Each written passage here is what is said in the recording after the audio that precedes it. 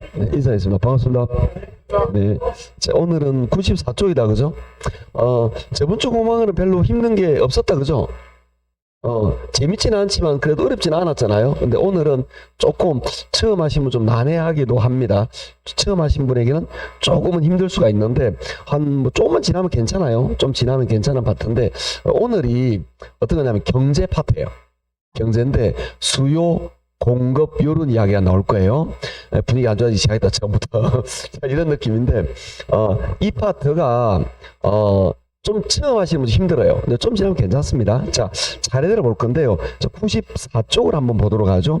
94쪽에 보시면 이제 오늘 수업의 대부분이 수요, 공급 이런 이야기를 다룰 거예요. 그래서 정의를 좀 내릴 겁니다. 지금 정의 내릴 건 뭐냐면은 수요가 뭐냐라는 거죠. 수요라는 건 저거 사고 싶다, 이게 수요예요. 그걸 수치로 나타내면 수요량이 되는데, 근데 이걸 명확하게 정의를 해. 그죠? 저거 사고 싶다가 수요인데 명확하게 정의 내리면 이렇게 내립니다. 얘는 일단 일정 기간 동안에 물건을 사려는 사람이 구매하려는 사려는이라는 말이죠. 사려는 마음. 나 저거 사고 싶어.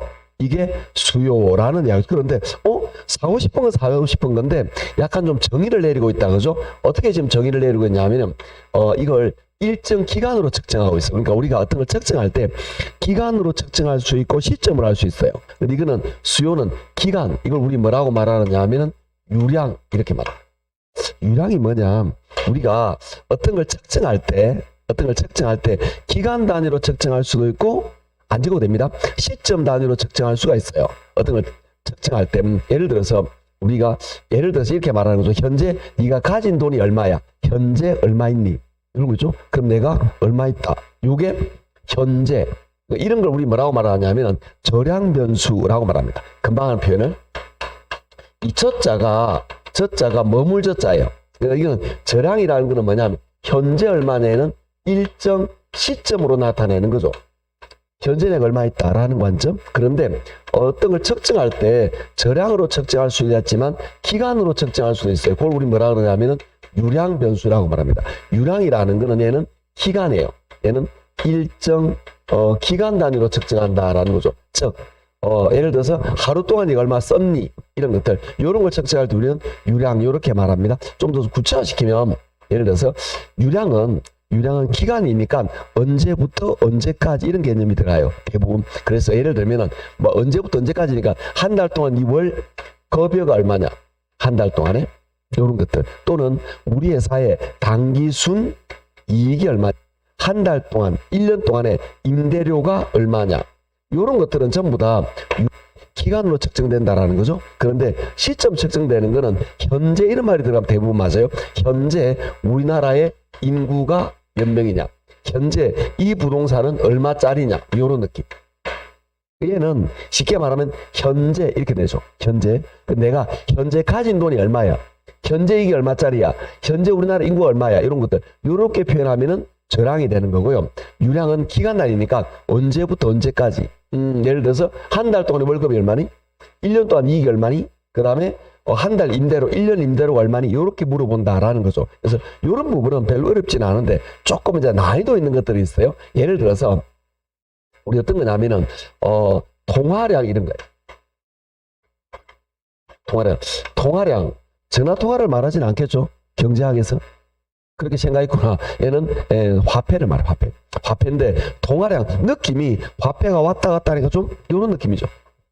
그렇지 않나요? 이런 느낌인데 얘는 여기 들어가요. 그 이유가 뭐냐면은 통화량이라는 거는 화폐 발행액을 말해요. 현재 우리나라에서는 500조의 화폐를 현재까지 발행했다. 그럼 여기 어딘가 돌고 있겠죠. 돌고 있다라는 거는 화폐 발행을 말합니다. 그래서 얘는 절량이 되는 거 좀 주의하셔야 되는 거예요. 그 다음에 주택 양을 계산할 때 우리 신규 주택 공급량,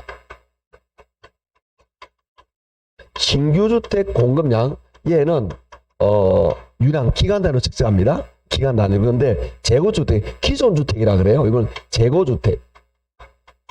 기존 주택은 저량으로 측정하는 거예요. 좀 헷갈리네. 어떤 거냐 하면은 재고주택은 이런 느낌이죠. 현재 안동에는 10만 호의 주택이 존재한다.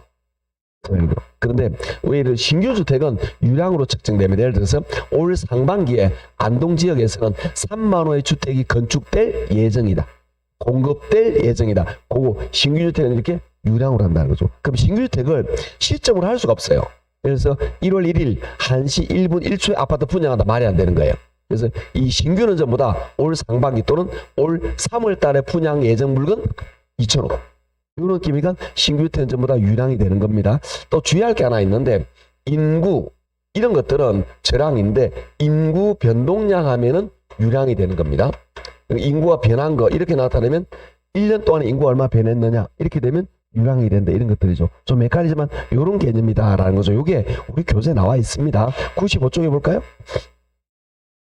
95쪽에 보시면 유량, 저량의 저량 밑에 영어로 스톡이라고 해놨다 그죠? 요거는 영어 지문도 알아놓으셔야 됩니다. 가끔 영어 지문 나오기도 합니다. 저량, 스톡, 오른쪽에 일정 시점 밑줄. 오른쪽 밑줄 긋습니다. 주택 재고량, 그거는 요걸 말하죠. 주택 재고량 요거죠. 요거는 동그라미. 부동산 투자회사의 순자산 가치, 그 다음에 국가의 부채, 인구, 자산, 부채, 외환보액, 통화량 동그라미. 요거죠. 요거 두 개 주의한다는 거죠. 노동량, 자본량 이런 것들을 우리는 저량이라고 말합니다. 그러니까 현재 우리나라에 통용되는 화폐, 현재 우리나라에 일 가능한 사람, 노동량, 현재 우리가 가지고 있는 재산의 정도, 자본량 이렇게 나타나는 거예요. 자, 그 다음에 유량 밑줄 긋고 플로우라고 말하는 이거는 시점 일정 기간입니다. 일단 영어 지문도 봐놓으셔야 됩니다. 오른쪽에 임대료 수입 밑줄 긋고 이렇게 신규주택 공급량 동그라미 요거죠. 신규주택 공급량 동그라미, 주택 거래량, 부동산 회사의 단기 수익, 순영업 소득 이런 느낌이죠. 1년 동안의 주택 거래량, 1년 동안의 우리 회사의 이익, 1년 동안의 순영업 소득, 1년 동안의 국민 총재산, 1년 동안의 우리나라의 소득, 1년 동안의 국제 수지 이런 느낌이에요. 감 잡힌다 그죠? 그러니까 얘는 지문에서 현재 어쩌고 저쩌고, 현재 어쩌고 저쩌고 그렇게 성립되느냐. 그 다음에 얘는 1년 동안, 한 달 동안 이렇게 성립되나 그렇게 해서 파악하시면 됩니다. 느낌 잡았죠? 요거 섞어서 시험에 잘 나옵니다. 그래서 바로 밑에 보시면 예제 문제가 31의 문제다 그죠? 시험 이렇게 나와요. 즉 유량이냐 저량이냐 이걸 나오는데 아까 말했듯이 이런 걸 자 예를 들어 볼게요. 자 이게 이제 저를 보고 현재 부채 현재 우리가 갚아야 될 빚 뭐가 될까요? 저량이겠죠. 이해하시겠다 그죠? 이렇게 찾아가시면 됩니다. 그 다음에 예를 들어서 또 뭐가 있느냐 하면은 하나만 예를 들면 우리나라의 국민 총생산 1년 동안에 우리나라에서 우리나라 국민들 총 만들어준 생산량 1년 동안 유량이 되겠죠? 이렇게 찾아가시는 거예요. 아셨죠? 그래서 유량, 저량을 구분하는 얘는 시험에 잘 나오니까 잘 살펴놓습니다. 1년, 그 2, 3년에 한 번씩 꼭 나오는 것들이에요. 장기 챙겨놓도록. 그래서 얘는 이제 간단하게 정리를 했고요. 자, 여기서 그러면 수요는 기간 단위로 측정하는 게 원칙, 이런 이야기입니다. 즉, 수요라는 거는 나 제가 사고 싶은데 이걸 시점으로 측정할 수가 없어요. 예를 들어서 금방 말했듯이 우리가 아파트 건설회사예요. 아파트 건설회사에서 안동 지역의 수요를 예측해요. 그러면 수요를 예측할 때 올 1년 안에 아파트를 구입할 사람을 수요로 예측을 합니다.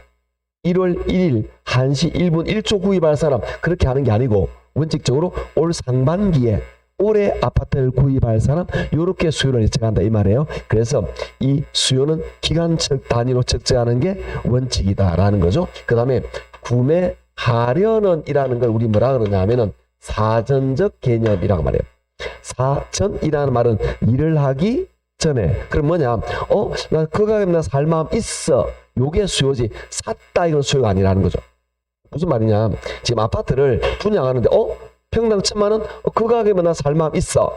요게 수요라는 거죠. 사전 실제 샀다가 안 해요. 사고 나면 수요가 아닙니다. 아파트 같은 부동산은 매일매일 심심할 때 구입할 수 있는 게 아니잖아. 그죠? 부동산은 일단 금액이 크잖아요. 그러니까 이건 쉽게 구입할 수 있는 게 아니기 때문에 사고 나면은 수요가 되기가 어려워요. 그러다 보니까 그래서 일반적으로 수요를 예측할 때는 이걸 사기 전의 상태, 또 그 가격에 나 살 마음 있어. 이 상태를 수요로 예측한다. 이런 이야기입니다. 그래서 사전적 개념이라고 말하고요. 욕구라는 말은 사고 싶은 마음, 이걸 우리 사고 싶은 마음만 있어야 되느냐? 안 해요. 여기다가 유효, 수요라 그래가지고 부동산은 일반 재화와 달라요. 우리가 일반 재화 같은 경우는 예를 들어서 여러분 붕어빵이나 이런 걸 있다고 봅시다. 그러면 길을 가다가 여러분이 갑자기 붕어빵 먹고 싶어 그러면 남편이 막 사주고 그러지 않나요? 이런 분위기 아니구나. 알았어요. 그래, 그런 분위기네. 예, 이해했습니다. 여하튼 분위기 이제 파악됐어요. 분위기 파악이 안 돼가지고 느낌이 이해했습니다. 그러니까 일반적으로 그런 것들은 아니 그럼 내가 붕어빵 사달라는데 남편이 아니 너 어제 먹었잖아. 또 먹으려고? 어디 그런 소리 한단 말이야. 아니겠죠? 또 먹고 싶니? 사줄게 이렇게 되지 않을까?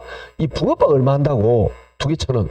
그죠? 이거 뭐 오늘 사고 내일 사고 제가 붕어빵을 좋아하다 보니까 오늘도 먹고 내일도 먹고 막 그래요. 그렇게 하는데 아파트는 오늘 사고 내일 사고 안 되잖아. 그래서 이거는 유효수요 구매력이 필요하다라는 겁니다. 그래서 유효수요라는 것은 사고 싶은 마음 의사에다가 구매력이 있어야 된다라는 거죠. 구매력이 있어야 된다라는 건 자금 능력이 있어야 된다는 거죠. 저 무슨 말이냐? 상상을 한번 하는 거죠. 우리가 지금 영세민 아파트에 있어. 영세민 아파트에 모여가지고 애들 다 학교 보내고 지금 티타임을 가지고 있습니다. 그때 우리가 지금 영세민이니까 또 우리가 임대주택에 살고 있어요. 그럼 우리가 집이 없는 사람이죠. 우리끼리 대화를 하는 거야. 아이고 요새 안동이 집 가보려는데 우리 집 하나 팔아볼까? 이거는 수요가 안 되고 공급도 안 돼요. 사볼까? 이것도 안 돼. 왜? 살 능력이 안 되니까. 그러면 이거는 어떤 사람이 살 능력이 되느냐? 구입할 자금 능력뿐만 아니라 대출 능력도 포함합니다. 그래서 예를 들어서 이건 구매를 포함해서 계산한다라고 보시면 됩니다. 그래서 수요는 이렇게 우리 간단하게 사고 싶다라고 말하는 걸 이렇게 정해야 합니다. 일정 기간 단위로 측정하고 구매하기 전에 사전적 개념이며 그 다음에 구매력을 동반한 유효수요다. 이런 이야기입니다. 오, 복잡하네. 예, 그래요. 조금 이론적으로 제가 복잡해집니다. 이 사고 싶다라는 수요, 얘는 수요의 어떤 원칙이 있어요. 우리 뭐라 그러냐 하면은 수요 법칙이라고. 이 수요 법칙은 가격과의 관계를 말합니다. 근데 가격과의 관계인데 얘는 가격이 올라가잖아요. 비싸면 사고 싶은 마음이 줄어들어요. 이렇게. 반대로 좀 가격이 떨어지잖아요. 내려오면 사고 싶은 마음이 좀 많아집니다. 그럼 이걸 우리는 수요법칙이라고 이야기를 하는데 수요법칙은 가격과 수요량이 같이 움직인다, 반대로 움직인다? 반대로 움직인다. 우리 뭐라 그러냐면 이걸 반비례한다라고 이야기. 반대로 움직인다 이런 이야기입니다. 뭐 지금 하는 안 적으셔도 되는 게 나중에 우리가 다음 순환에 요약집을 하잖아. 요대로 나와 있어요. 그러니까 나중에 교재에다 밑줄 꺼들 때가 또 앞으로 신경 안 쓰셔도 됩니다.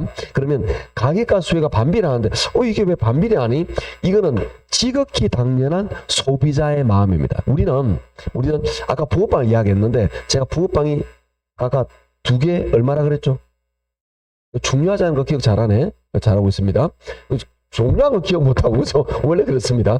중요하지 않은 이거 2개 1,000원을 기억했어요. 그런데 갑자기 내가 붕어빵을 사러 갔는데 헐? 1개 1,000원 안 해? 그럼 내 마음이 어떨까? 사고비 마음이 왜 이래? 그 나온다고 바로. 이건 가격이 올라가면 안 사고 싶어. 그런데 붕어빵 사러 갔더니 붕어빵 가격이 내려온 거야. 즉 옛날에 2개 1,000원인데 4개 1,000원 안 해? 그럼 내가 이걸 좀 많이 사가지고 한 5,000원치 사가지고 막 나눠주고 그렇게 할 수 있겠죠? 싸니까 이렇게 가능하다. 가격이 내려오면 수요량이 늘어난다. 당연한 소비자의 마음입니다. 자, 이거는 지극히 당연한 소비자의 마음인데 이 소비자의 마음인 가격과 수요량의 변화 이걸 우리 그래프로 나타내게 됩니다. 그리고 이 가격에 의한 수요량의 변화 이걸 즉 수요법칙이죠. 요걸 우리 이름을 붙였어요. 가격 때문에 수요량의 변화는 요 이름을 붙였는데 요거 이름을 뭐라 그러냐 하면은 수요량의 변화라고 이야기를 합니다. 자, 따라할까요? 수요량의 변화. 얘는 어떻게 되느냐면 수요량의 변화는 요거 변화 위하고 같은 말이에요. 이걸 수요량의 변화는 가격 때문에 출발점이 요겁니다. 출발점이 뭐냐? 가격이에요. 가격 때문에 좀 공간을 만들어야 되겠네. 요거 수요량의 변화는 출발점이 가격이에요. 가격 때문에 수요량이 변해요. 가격 때문에 수요량이 변하는데 이게 가격과 수요량이 변하는데 같이 움직인다, 반대로 움직인다? 반대로. 그래서 반비라는 걸 수요법칙이라고 말하는 거예요. 그래서 가격과 수요는 반대로 움직인 걸 수요량의 변화라고 말을 합니다. 그러면 이걸 그래프로 한번 나타내 볼까요? 이렇게. 자, 그래프를 나타내는 이 그래프는 그래프와 보면 또 경계하는 사람이 있어요. 편안하게. 그래프는 아주 오래전에 이 유럽에서 만들어질 때부터 이 Y축에는 가격을 나타냅니다. X축에는 양, 수요량을 나타냅니다. 근데 이게 이 관계가 반비례라고 그랬잖아요. 반비례라는 말은 이건 이런 관계를 반비례라고 말합니다. 요렇게 가면 비례가 되는 거예요. 요런 모양이 가는 걸 반비례라고 말하는데 이 반비례라는 건 어떤지 가만히 지켜보자는 거죠. 얘는 요렇게 보시면 가격에 한 양의 변화. 자, 이 지점 볼게요. 요 지점은 가격이 좀 어때요? 높죠. 그러니까 40~50만이 줄어들어요. 그런데 요 지점 가격이 좀 내려왔어요. 그때 40~50만이 많아졌네. 그러니까 가격이 올라가요. 안 사. 가격이 내려와요. 40~50%. 요렇게 이 선이라는 거는 점들의 집합이겠다. 그죠? 그러니까 요 그래프라는 이야기는 뭐냐? 이 곡선에서 왔다리 갔다리 움직여요. 이렇게. 이 수량의 변화는 가격이 올라가면 사기 싫어. 내려오면 40~50%. 이 안에 왔다리 갔다리 움직입니다. 그래서 이걸 우리 뭐라고 하냐? 그래프 안을 벗어나지 못한다. 곡선상 점의 이동이라고 말합니다. 따라할까요? 곡선상 점의 이동. 이건 뭐냐? 요렇게 점으로 왔다리 갔다리 움직이는 이 말입니다. 아시겠죠? 그러니까 아파트 분양가가 올라가. 그러면 사람들이 안 산다고. 근데 분양가 내려오면 살마음이 많아져. 이런 이야기입니다. 요렇게 나타나는 걸 곡선상 점의 이동이라고 말합니다. 그러니까 우리는 지금 배운 거 뭐냐? 수요량의 변화라는 걸 배웠습니다. 그러면 우리가 어떤 사고 싶다. 이게 수요량이라 그랬죠? 40~50의 마음은 수요량인데 이게 제일 중요한 게 뭐다? 가격이에요. 세상에 가격만큼 중요한 건 없습니다. 가격이 가장 중요한데 가격 말고 다른 것 때문에 변할 수도 있어요. 그걸 우리 이름을 붙입니다. 그걸 뭐라고 말하냐면은 수요의 변화 라고 이름을 붙였어요. 얘는 가격 말고 전부 다 가격을 제한 모든 걸 여기에 포함합니다. 그래서 이걸 우리 뭐라고 이름을 붙이느냐면은 가격 이외라고 말합니다. 가격 이외에 의해서 수요량에 영향을 줍니다. 사고 싶다, 팔고 싶다. 이걸 우리 이름을 붙였죠. 자, 따라합니다. 수요의 변화. 출발점이 뭐라 그랬죠? 가격 이외. 가격 이외에 어떤 게 있느냐? 인구, 소득, 금리 굉장히 많습니다. 요점 이따 정리해 드릴 겁니다. 자, 우리 상상을 한번 해볼게요. 어떤 거냐면 예를 들어 인구를 한번 예를 들어 봅시다. 인구를 예를 들면은 자, 여기가 계속 여기는 P 가격이고 얘는 Q 양인데 요 그래프가 요렇게 된다고 이야기됐죠? 자, 그런데 지금 현재 안동 지역의 아파트 분양가가 1,000만 원일 때 100명의 수요가 있다고 가정할 거예요. 아시겠죠? 그러면 분양가가 1,000만 원이면 100명이 살 사람이 있는 거죠? 근데 가격이 올렸어요. 1,200으로. 그럼 수요가 100명보다 많아진다, 작아진다? 작아지겠죠? 분양가를 내립니다. 800으로. 그러면 수요가 어떻게 된다? 많아지겠죠? 그거는 요거라. 그런데 우리 안동 지역에 갑자기 인구가 늘었어요. 그러니까 분양가는 1,000만 원에서 변하지 않고 그대로인데 인구가 안동 지역 인구가 늘어나면서 부동산 주택 수요가 150으로 늘어버렸습니다. 자, 이제 가격이 변했다 안 변했다? 안 변했죠. 인구가 변했잖아요. 얘는 이 그래프 기존에는 요 그래프는 뭘 나타내고 있냐면 가격에 한 변화만 나타내는 거라. 근데 가격이 안 변했으니까 이 그래프로 나타낼 수가 없어요. 그런데 수요량은 변했잖아. 인구 때문에. 이거는 그럼 어쩔 수 없이 이런 새로운 그래프가 만들어지게 된다는 거죠. 이렇게 새로운 곡선이 만들어진다 이런 이야기입니다. 그걸 수요 변화라고 말합니다. 이거는 가격이 변했으면 가격이 변한 거는 요 그래프에서 나타낼 수 있다. 요 그래프는 가격이 한 변화라. 그런데 가격이 변하지 않은 상태에서 인구, 소득 이런 것들이 변하잖아요. 그러면 새로운 그래프가 만들어진다. 이걸 우리 뭐라고 말하냐면 곡선 자체 이동이라고 이야기합니다. 자, 따라할까요? 곡선 자체 이동. 이해했다. 자, 그러니까 우리가 사고 싶어요 라는 수요량의 변화는 출발점이 두 개 있습니다. 가격 때문에 변해요. 그걸 뭐라 그러죠? 수요량의 변화. 얘는 곡선상 점의 이동으로 나타나고 가격 말고 다른 모든 거에 대한 변화. 그걸 뭐라 그러죠? 수요 변화. 어떻게 나타난다? 곡선 자체 이동으로 나타난다. 이런 이야기예요. 자, 그러면 얘는 다 했어요. 요거예요. 얘는 이쪽에 정리를 한번 해볼까요? 네, 그래서 이쪽에 한번 우리 정리를 한번 해보도록 합시다. 지금 우리가 할 건 뭐냐 하면 요거 수요 변화예요. 수요 변화는 두 가지로 나타날 수 있습니다. 양이니까 오른쪽 가면 수요 증가, 왼쪽 가면 수요 감소 이렇게 되는 거죠. 그러면 여기서 우리 수요 변화 중에서 수요 증가를 내가 정리하겠다라는 이야기죠. 수요 증가. 그러면 반대는 전부 다 뭐가 된다? 수요 감소가 되는 거예요. 선생님, 이거 너무 중요하면 기초예요, 기초. 이 기초예요. 시험 잘 안 나옵니다. 근데 이걸 베이스 지문을 깔아주니까 설명을 할 수밖에 없는데, 기초반에 제가 설명을 열심히 하는데, 시간 지나서 설명을 줄여요. 아셨죠? 이거는 기초가 되는 겁니다. 자, 그러면 수요 증가 요인은 뭐냐? 그래프로 나타낸다면 이런 것들이죠. 자, 우리 수요 곡선은 이렇게 됐죠. 요게 수요 증가는 요렇게 이동하면 수요 증가라고 말했죠. 요게 요렇게 이동하면 뭐가 된다? 수요 감소 이렇게 됩니다. 그럼 수요 증가 요인 한번 쭉 정리할 건데 우리 예전에 정리했던 것들입니다. 조금 생각을 해보죠. 우리 안동 지역에 인구가 증가해요. 그러면 부동산 수요 어떻게 될까요? 증가하겠죠. 인구가 많아지면 집이 필요해지니까 인구가 증가하면 수요가 증가합니다. 그 다음에 소득이 증가합니다. 안동 지역의 소득이 예전보다 늘었어요. 그러면 주택뿐만 아니라 다른 소유도 늘어나겠죠. 형편으로 좋아지니까 그 다음에 세 번째 선호도라고 말합니다. 좋아하는 정도예요. 예전에는 사람들이 아파트를 안 좋아했고 주택을 좋아했어요. 단독을. 그런데 요즘은 점점 아파트가 편리하다라고 생각하면서 아파트를 좋아하기 시작했어요. 선호도가 높아집니다. 그럼 아파트에 대한 수요가 어떻게 되겠다? 증가된다라는 겁니다. 그 다음에 가격 인상 기대 심리라고 말합니다. 자, 그러니까 지금은 아파트 값이 안 오르는데 우리가 6개월 후에 그러니까 내년 여름, 올 여름부터 아파트 값이 오를 걸로 예상돼.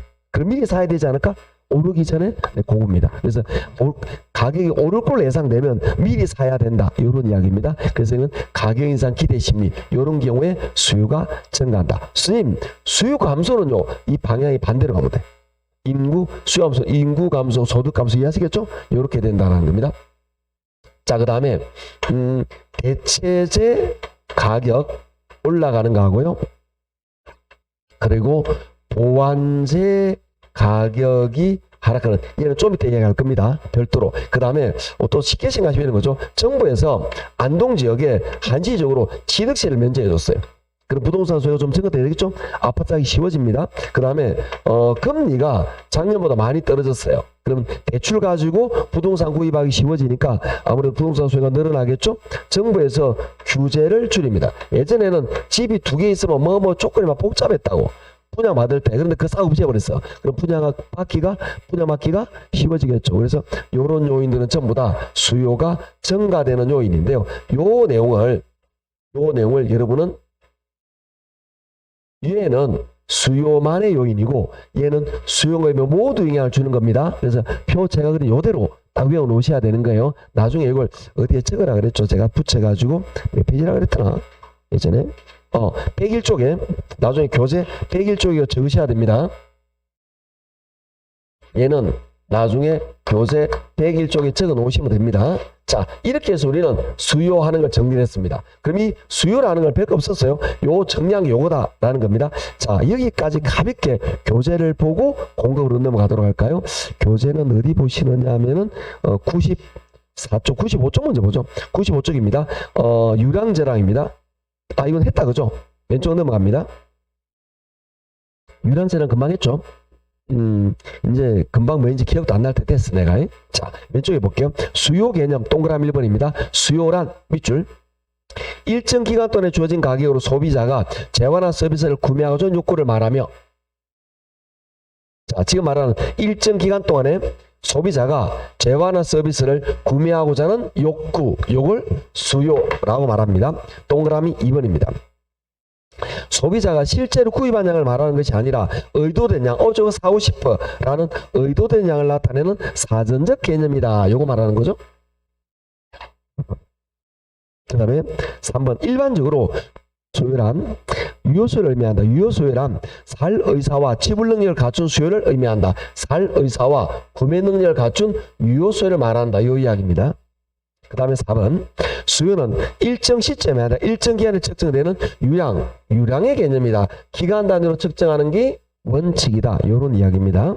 자, 그 다음에 나머지는 패스하고 넘어갑니다. 자, 넘어가셔서 96쪽입니다. 96쪽에 보시면 동그라미 중간에 2번입니다. 수요법칙 밑줄.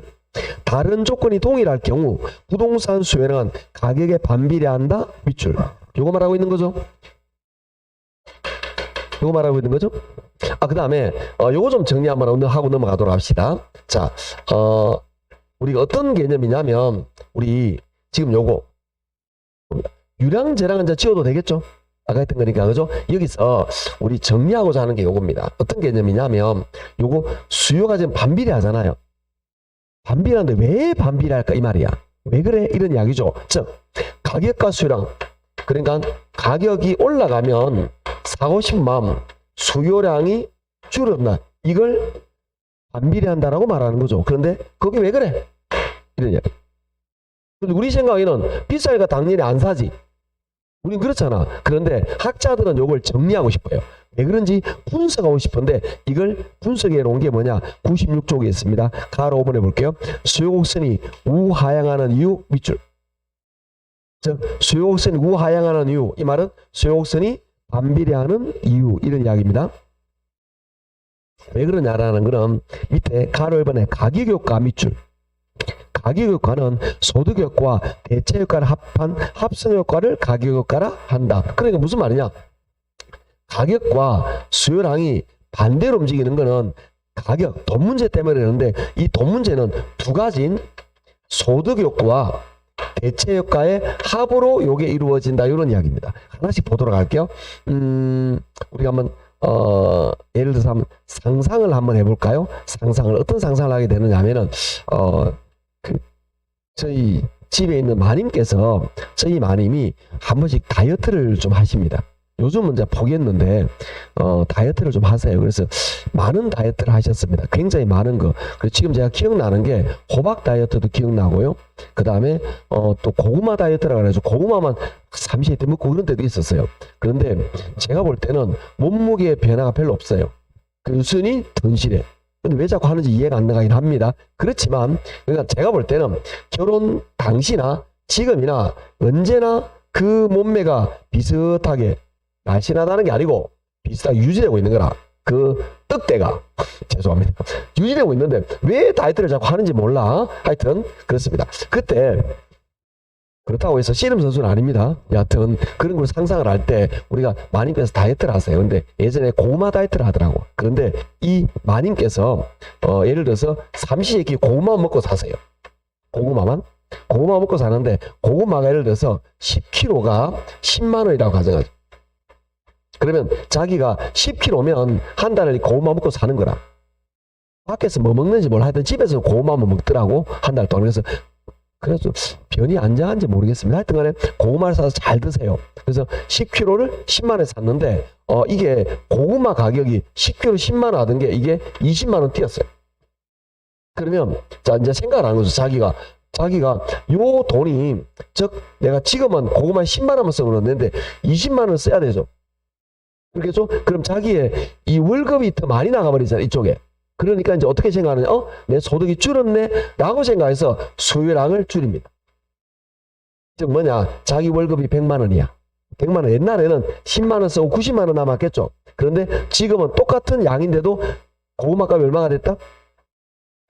20만 원. 그럼 80만 원밖에 안 남잖아. 근데 소득이 줄었다라고 생각해서 요 10kg를 8kg, 9kg 양을 줄인다고. 왜? 비싸졌으니까. 그걸 우리는 소득효과라고 말합니다. 즉 금액이 올라가면 거기 지출하는 내 돈이 많아지니까 내 지출액이 많아지니까 소득이 줄었다고 판단해서 수요량을 줄인다. 이걸 소득효과라고 말해요. 근데 여기서 소득효과는 반드시 어떤 단어가 나오냐면은 실질 소득이 감소한다. 이런 말들이 나와요.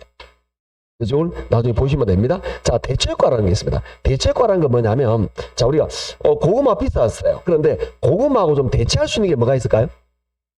고구마 비슷한데 비슷하면서 효용이 비슷하면서 좀 비슷한 성질을 지닌 거 뭐가 있을까?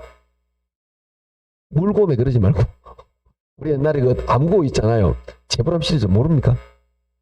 경상도 사람인데 그 뭐죠? 암고가 고구마야. 알걸? 암고 그러니까 자기는 고구마를 뭐라 그러죠? 경상도 말로? 고매. 알걸? 고매라고 말하고, 그러니까 서울애가 모르는 거잖아. 그래서, 아니, 다시 암구어 그러니까, 고매. 뭔가 애매하거든. 그래서 정확하게 말하잖아. 세 글자. 그러니까 얘가 뭐라 그러죠? 물고매. 그래서 청마다 죽었다잖아. 왜? 고구마를 서울에는 모르니까. 네, 그런 겁니다. 여하튼 이 고구마 비슷한 게 감자가 있어요. 그러면 자, 지금 고구마 값이 올랐지 감자 값은 오른 게 아니잖아. 이해하시겠죠? 고구마 값이 올랐고 감자는 그대로 있단 말이에요. 그러면 효용이 비슷하니까 이 비싼 거에 수요를 줄이고 감자로 갈아타지 않을까? 그죠? 그렇게 되니까 요거 소비를 줄이고 그만큼 감자 소비를 늘리겠죠. 그러면 여기는 고구마 소비가 감자로 갈아타는 효과가 나타나는 그걸 우리가 대체 효과 이렇게 말합니다. 그래서 고구마 소비는 줄어든다. 이런 이야기입니다. 자, 그게 우리 교재에 나와 있어요. 1번 소득 효과 밑줄. 개념입니다. 소득 효과란 소득이 줄어들음에 따라 소비를 줄이는 현상을 말한다. 밑줄. 오른쪽에 대체 효과 밑줄. 대체 효과란 어떤 재화의 가격이 상승했을 때, 어떤 재화는 고구마죠?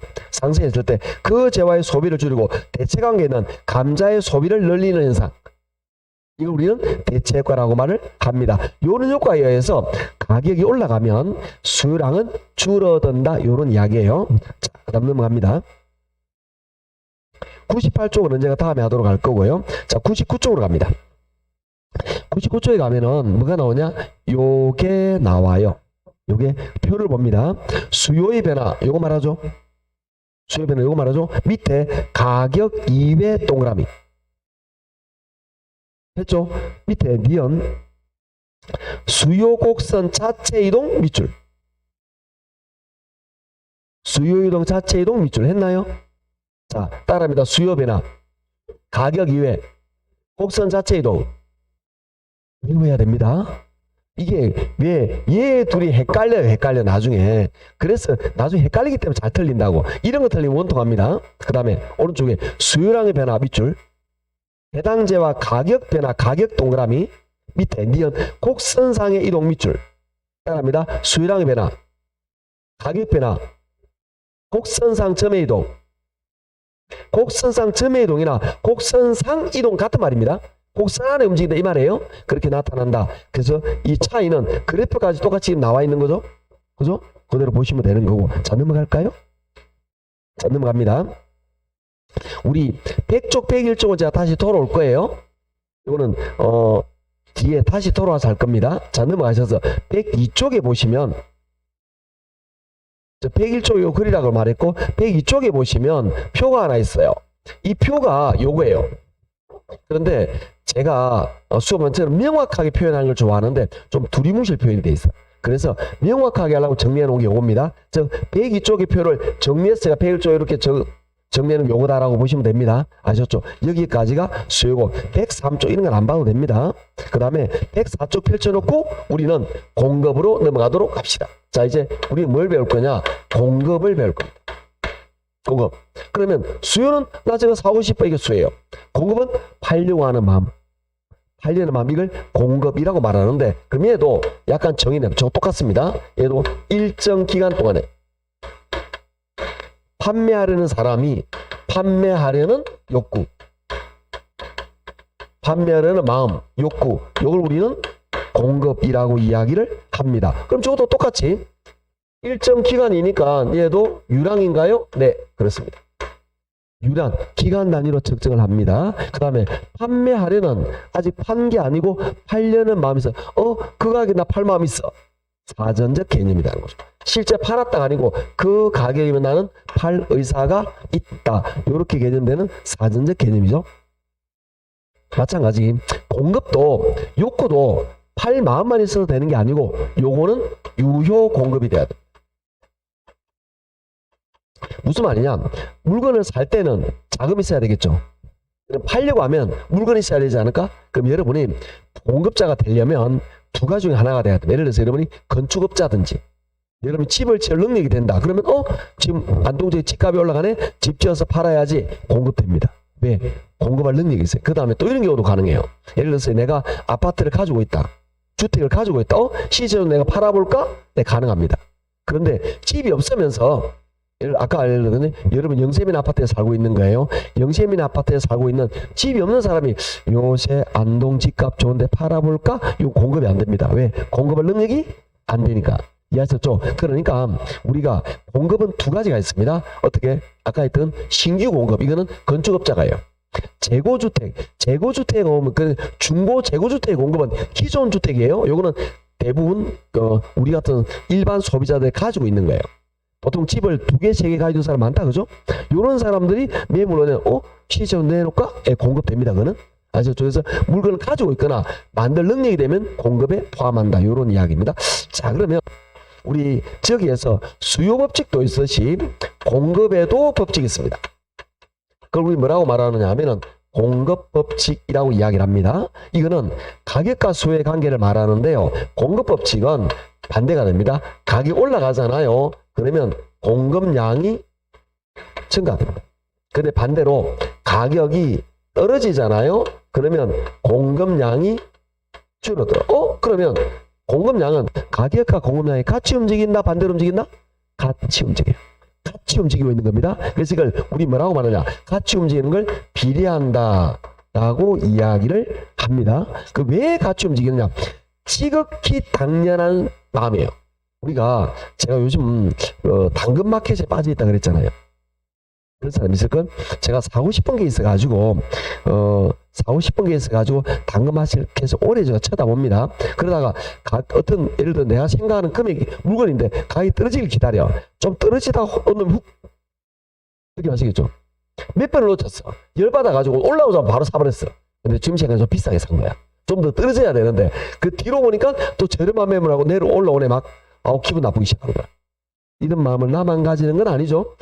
그러니까 결혼 공부를 잘하려면 공부만 하지 말고 당근마켓 해보고 남자도 많이 만나고 그래야 쉬운데 그냥 공부하니까 이해가 안 되는 거예요. 여하튼 그때 여러분이 물건을 당근에 살 때는 높은 게 좋아요, 낮은 게 좋아요? 가격이 낮으면 사고 싶죠. 그래서 여러분이 물건을 팔 때는 그렇죠. 가격이 높아야 팔고 싶죠. 그 마음이라는 거지. 당연히 지극히 당연한 소비자의, 그러니까 사람의 마음이라는 거죠. 내가 살 때는 싸게, 팔 때는 높게. 그러니까 당연히 여기서는 가격이 높아야 공량이 늘어져. 팔 마음이 생기겠죠. 가격이 내려오면 에이 안 팔아. 내려오면 팔 마음이 없습니다. 어떤 느낌 이해하시면 되느냐? 이거는 여러분 남편분이 건축업자야. 집 짓는 사람이라 줄여서 두 글자로 뭐라 하죠? 업자라고 말합니다. 예, 그런 느낌이에요. 여하튼 예를 들어서 그래서 업자라고 표현하기도 하는데 우리 남편이 지금 안동의 집값이 자꾸 올라가고 있어요. 집값이. 그럼 우리 남편 뭐 해야 돼? 일해야죠. 집이 안 들어도 되지. 돈만 벌주면 되는 거잖아. 그런데 집값이 떨어지고 있어. 이 인간 일하면 안 되잖아. 일하면 돈 안 되잖아. 그때는 나가는 인간을 잡아서 집에서 놀아라고. 그렇죠? 놀아야 되겠죠 이때? 일반적으로 그렇게 합니다. 일반적으로 건축업자, 집 짓는 사람, 우리 집 짓는 사람이라고 표현하잖아요. 업자라고 말하는데 이분들이 부동산 경기 안 좋잖아요. 일 안 합니다. 진짜. 그러니까 경기 좋으면 진짜 열심히 일해요. 몇 년 만에 진짜 한 2년 만에 10년 벌어 다 벌어요. 그래놓고는 경기가 나쁘고 집값이 안 올라가잖아요. 집 안 짓습니다.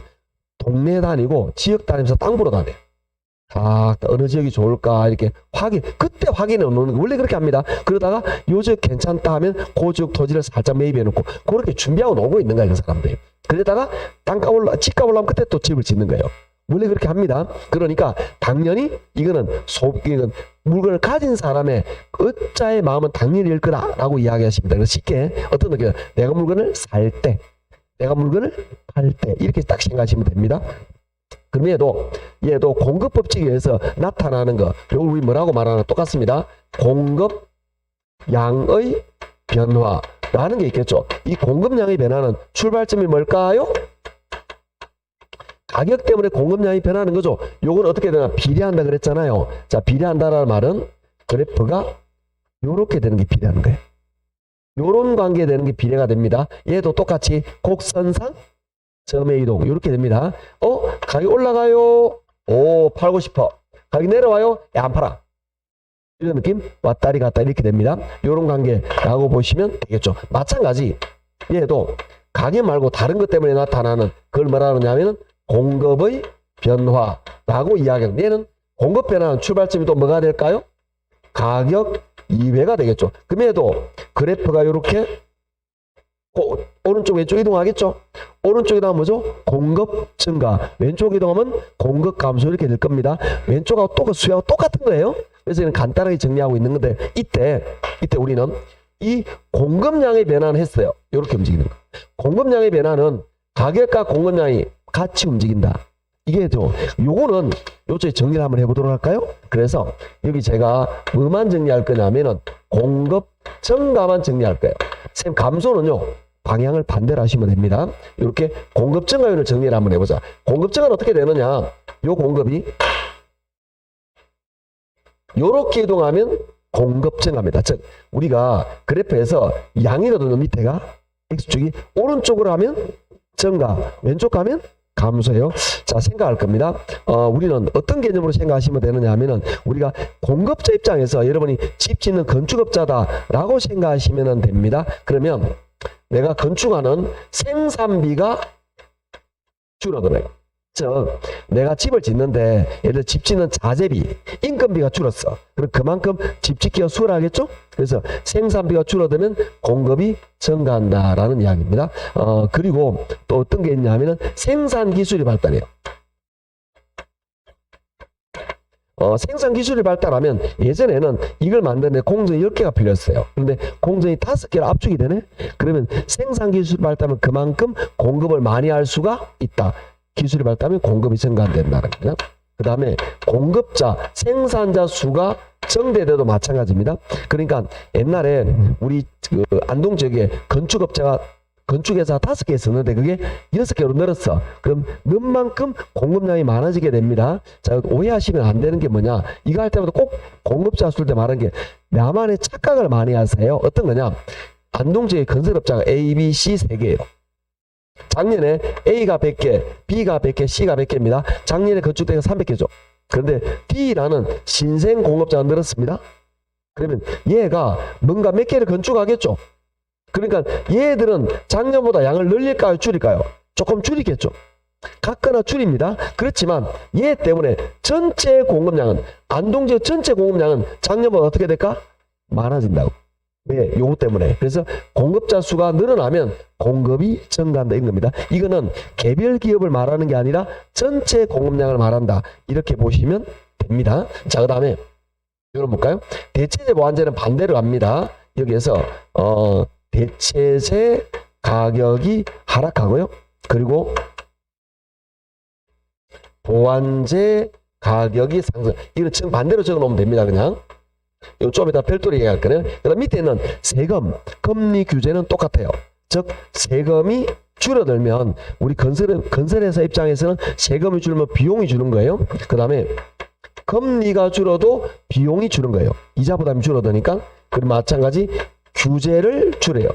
공급하는데 뭐 막 복잡했어요. 분양가 상한제는 굉장히 복잡한 제도가 많은데 사급시에 주네? 공급하기가 수월하겠죠. 그래서 이렇게 암기하시는데 얘는 꼭 암기해 놓으셔야 됩니다. 굉장히 잘 나가는데 어떻게 여러분이 이해하셔야 되느냐 이거죠. 얘는 수요만의 요인입니다. 얘는 공급만의 요인입니다. 이것들은 수요공급에 모두 영향을 주는 겁니다. 이해하시겠죠? 이렇게 제가 구분해 놓은 거예요. 그런데 물론 얘는 별도로 나중에 설명을 한다 그랬습니다. 그래서 얘는 어떻게 시험에 이렇게 나옵니다. 다음 중 수요 변화 요인이 아닌 것은 인구의 변화, 소득의 변화, 그 다음에 부동산 가격이 올라갈 걸로 예상되는 경우, 그 다음에 세금의 변화, 그 다음에 생산비의 변화 이렇게 나와요. 이렇게 아시겠나요? 그 다음에 이렇게도 나오기도 합니다. 다음 중 수요 증가 요인이 아닌 것은 인구 증가, 소득 증가, 선호도 증가, 대체재 가격 상승, 세금 상승. 무슨 말인지 아시겠죠? 그러니까 이걸 어디에 들어가는지까지 여러분 철저히 암기해 놓으셔야 돼요. 기초에 잘 나오고요. 작년에 나왔어요. 작년에 공급으로 나왔습니다. 수요로 일반적으로 나오는데 공급으로 나오기도 합니다. 공급도 마찬가지 요인이다 라고 보시면 됩니다. 여기까지 교재를 좀 보도록 할까요? 자, 어디 보느냐. 넘어가셔서 104쪽이었죠? 104쪽 봅니다. 104쪽에 공급의 개념 밑에 동그라미 1번의 밑에 밑줄입니다. 공급이란 일정 기간 동안에 주어진 가격으로 생산자가 재화나 서비스를 판매가지고 요건을 말하며 여기까지 밑줄. 자, 요걸 말하는 거죠. 일정 기간 동안에 판매자가 판매하려는 욕구를 말하는 요거 말하는 겁니다. 동그라미 2번 끝에 유량 개념 밑줄. 동그라미 3번 두 번째 줄에 사전적 개념 유효 공급 밑줄. 자, 이걸 말하는 거죠. 유량 개념 사전적 유효 공급. 요걸 말하는데 수요하고 동일하니까 가볍게 표시하고 넘어갑니다. 나머지 내용들은 이거는 참고적으로 보시면 되는 것들이고요. 105쪽에 동그라미 3번에 보도록 할게요. 다른 조건이 동일할 경우 밑줄. 부동산의 공급량 가격에 비례한다 밑줄. 가격에 비례한다. 요거 말하는 거죠. 그죠? 이거 말하는 겁니다. 밑에 가로 4번은 다음에 말씀드리겠습니다. 넘어가고. 자, 106쪽으로 갈까요? 106쪽에 106쪽에 있는 게 이걸 말하는데 동일합니다. 표 볼게요. 공급 변화 표를 봅니다. 공급 변화 밑줄. 밑에 원인의 가격 이외 동그라미. 니은 공급 곡선 자체 이동 밑줄. 자, 따라합니다. 공급의 변화. 가격 이외 곡선 자체 이동. 이렇게까지 해도 했는데도 시험 문제 틀리면 그 내 잘못 아니라 그랬어요. 이렇게 여러 번 따라하라 그랬는데 이게 시험에 잘 나오는 지문인데 주요 지문은 안 해요. 기초입니다. 그런데 지문에 우리말로 그런 거 있잖아. 이 끼워 넣는 지문은 잘 나온다고. 이 자체가 안 내는 게 아니고 그런데 이걸 잘 틀려요. 사람들이 의외로. 자, 오른쪽에 공급량의 변화 밑줄. 그 다음에 기억해 봅니다. 해당자와의 가격 변화 가격 동그라미. 밑에 공급 곡선상의 이동 밑줄. 자, 따라합니다. 공급량의 변화, 가격 변화, 곡선상 점의 이동. 곡선 내부 이동이다 이 말입니다. 그리고 이런 게 여러분 이 공부하시면서 오른쪽에 예제 문제 같은 게 보이잖아요. 이런 거 풀고 넘어가고 있죠. 이런 걸 안 하고 뭘 한단 말인지 이해가 안 되네. 이거 풀고 그 다음에 106쪽 기퉁이 보면 또 기출 문제 나와 있는 거 보이죠? 이거 풀어가면서 넘어가는 겁니다. 교재 읽으면서 아시겠죠? 그렇게 해서 복습을 하셔야 되는 거예요. 그 다음에 밑에 107쪽 가로 6번 공급의 변화 요인 107쪽 108쪽 요거는 한 장은 볼 필요가 없습니다. 그게 뭐냐? 요거예요. 물론 읽어보면 이해가 다 됩니다. 아시겠죠? 왜? 요게 이해가 되었기 때문에 교재 읽어보면 이해가 되는 것들이에요. 그래서 107, 108 한 장이 요걸 말하는 거예요. 아시겠죠? 그래서 같이 정리해 놓으시면 되는 거고요. 109쪽 이런 거 눈길도 주지 마세요. 이런 거 아예 안 봐도 됩니다. 자, 요런 부분은 넘어가시도록 하고. 자, 그 다음에, 요렇게, 이게 기본이에요, 기본. 이게 수행 아주 기초적인 개념을 배우는 겁니다. 급하게 진도 안 나갈 테니까, 천천히 나갈 테니까, 우리는 좀 쉬었다가 필요한 부분이 있으면 요거는 적어야 되겠죠? 칠판 안 지우셔야 되는데, 알아서 제가 지우고 갈게요. 좀 쉬었다가 우리 뒤에 하도록 합시다. 좀 쉬죠.